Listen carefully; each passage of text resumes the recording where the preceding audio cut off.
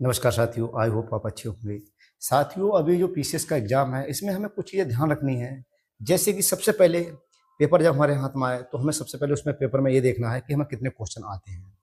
और होता क्या है, कभी-कभी जो हमारा सेक्शन हमें नहीं आता है, वो हमारे सामने पहले आ जाए, तो हमसे उससे क्या होते हैं, कहीं न कहीं डिप्रेस्ड हो जाते हैं और हम वहाँ पर सब डिस्टर्ब कर लेते हैं खुद के लिए। तो हमें ये बिल्कुल नहीं सोचना है, क्योंकि 150 क्वेश्चन में हो सकता है कि जैसे मुझे साइंस बहुत अच्छे से नहीं आता है, साइंस वाला सेक्शन पहले आ जाए, तो मैं उसको लेके एकदम बहुत ज़्यादा चिंतित हो जाऊँ कि मुझे कुछ आता ही नहीं है। तो इसलिए 150 क्वेश्चनों को देखें, जो हमारा सबसे अच्छा सेक्शन है, सबसे पहले हम उसको हल करें, फिर उससे कम हमें कौन-कौन सी चीज़ें आती हैं। अब हम देख लें कि 80-90 क्वेश्चन अगर हम कर पा रहे हैं, तो इसका मतलब है कि हम बिल्कुल दौड़ में हैं।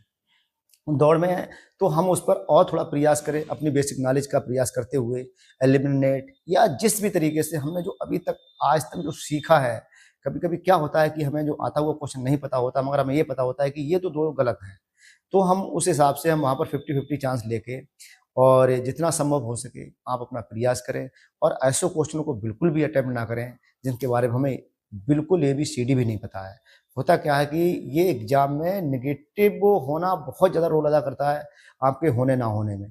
और कोई भी जो एस्पिरेंट होता है, बहुत ही सिंसियर, वो अंदर मतलब क्वालीफ़ाई करना, क्वालीफ़ाई ना करना, उसमें सिर्फ़ 5 से 6 क्वेश्चन का अंतर होता है और इसी से वो बाहर हो जाता है, इसी से वो अंदर हो जाता है कि अगर वो ठीक से वहाँ पर अपना कॉमन सेंस लगाता, तो वो मेंस देता और अगर ठीक से कॉमन सेंस नहीं लगाया, तो वो बाहर हो जाते हैं।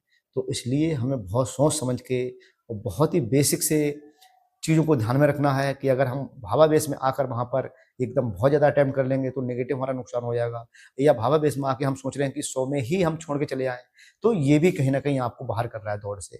तो इसलिए पेपर में ये बहुत ज़रूरी है, क्योंकि मैंने पिछली बार देखा कि पेपर इतना लेंथी था, इतने लेंथी क्वेश्चन थे कि वहाँ पर 2 घंटे में उसको मैनेज करना ही एक अपने में बहुत बड़ी उपलब्धि थी। और जिन लोगों ने ठीक से मैनेज कर लिया, तो उनका प्री क्वालीफाई हो गया। और वहाँ पर होता क्या है कि हमारा दिमाग कई तरीके से काम करता है। जैसे मान लो स्कैन करने वाला कोई आ गया या फिर साइन करवाने वाला कोई आ गया, कॉपी देखने मतलब उसको साइन करने के लिए आ गया। तो इस तरह की चीज़ें चलती हैं।